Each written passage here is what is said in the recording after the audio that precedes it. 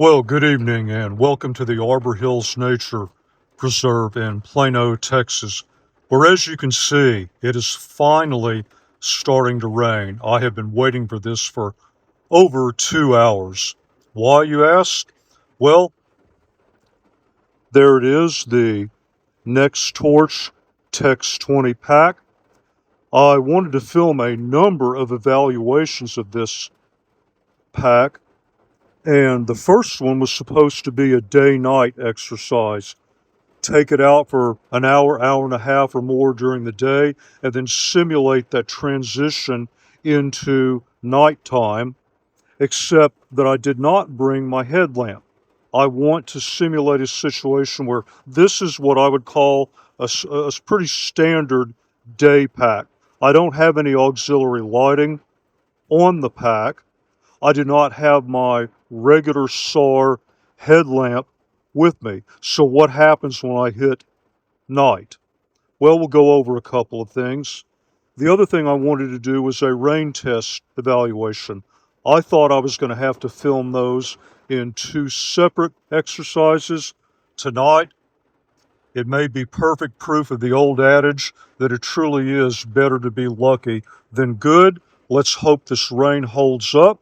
I'm going to finish getting kitted out, and we'll find out if this pack really holds up to the elements. All right, I'm ready to go. Mission start time. It's been about 8 minutes. The rain has let up. I thought I would show this particular spot just for people who have seen a lot of my other reviews. So chances are very good you've probably seen a flashlight or headlamp and its output levels demonstrated at this exact point, but you probably haven't seen it during the day.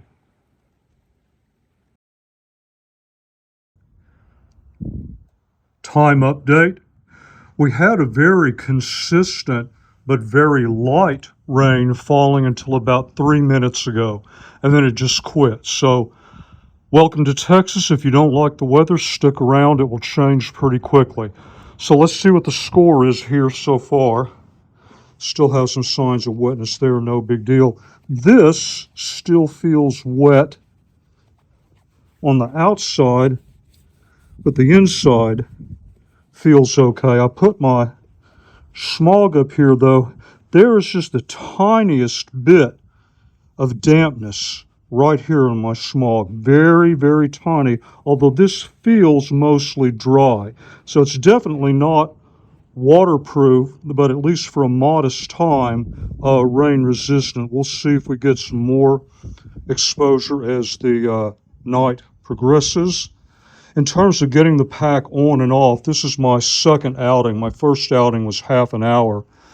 This has got to be the easiest pack I have ever taken off and then put back on. High marks there. It is a little on the stiff side. I think part of that is trying to maintain the integrity of this groove, which is supposed to be for ventilation purposes. So I'm hoping that after a bit more break-in, it will conform just a tiny bit better to my back, but overall, so far, so good. I'm going to take my rain jacket off and then get back out.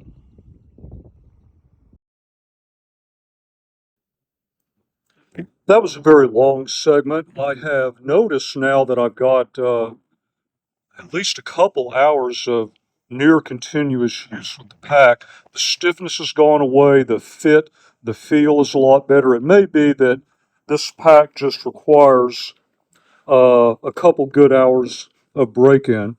I do want to follow up with one thing from the prior test, that none of the gear that was in the mesh compartments behind here ended up getting wet. I had hoped to get more rain exposure, but I guess I got enough to kind of get an idea of what I could expect before I started getting minimal moisture ingress, at least into the top of the pack. What I'm going to do now is I'd like to get at least another 45 minutes to an hour in this exercise. That's going to take us into dark. So I'm going to do a little bit of a bonus here and just show you two of the three things that I have on me, even when I'm packing for being out during the day, to handle that condition if I get jammed up and end up being out at night. One thing that's easy to do is just try to incorporate lighting into something that you use anyway. Now, I always have eye protection everywhere I go.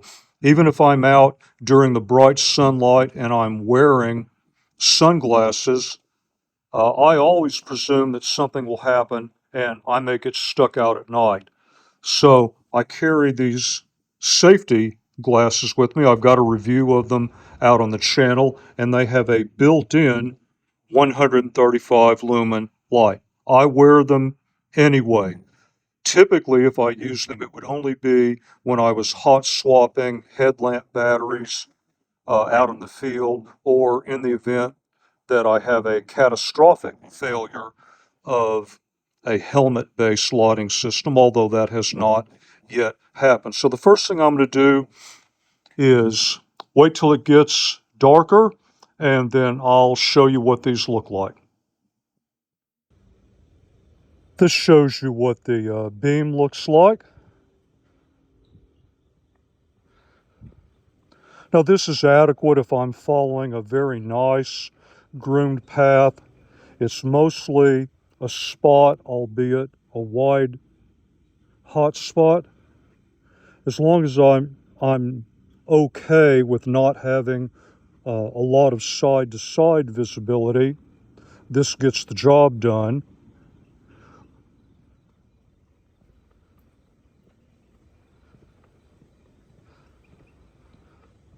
All right, I'm going to work my way back up to the parking lot area, and then I'll show you another option.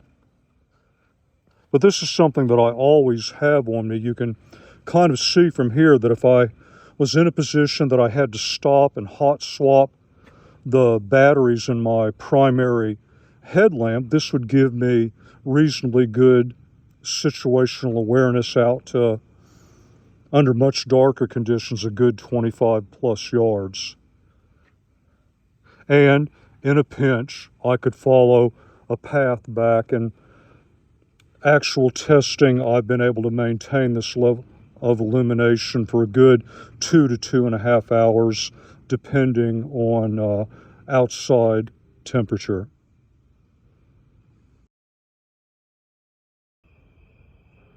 There is our time update. I really want to make it comfortably past 3 hours. Otherwise, I don't think I've really got a good eval. What I'm doing here is I'm going to reach inside the pack. Let me zip it back up. So I'm going to try and do this one hand just to show you how easy that opens up.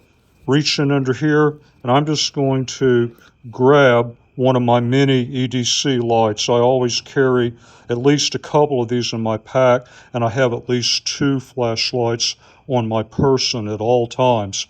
So almost all flashlights today come with these really cool two-way clips. So what I'm going to do, you're out in the day, what are you likely wearing?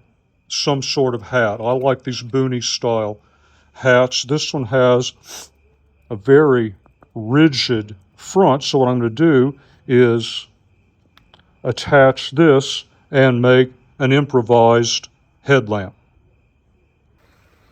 So we've gone full circle to the bridge where I stopped early on in the exercise. I've got this cranked up to about 500 lumens. Gives me a very nice, smooth, wide, hot spot with very useful spill. So I've got a lot of that side-to-side illumination that I would expect from a decent headlamp. Very good for us spotting things like eye shine in the trees. This is probably overkill for path following. Look at it out here, but it also has the benefit of being hands-free. So I'm going to try to chew up some more time, and then I'll show you the best option of all, which is kind of obvious, but you'd be surprised how many people never think of it for a day hike, and that's just pack a headlamp in the first place.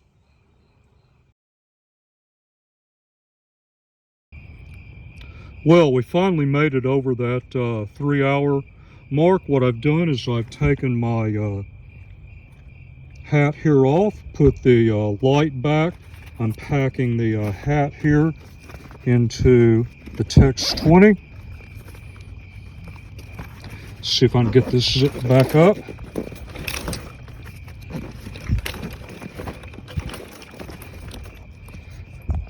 A little difficult to do with one hand on the slick bench. Yeah, there we go. It wants to keep sliding down. So this is my Petzl Swift RL headlamp, going really old school, back to the first headlamp I ever reviewed on the channel.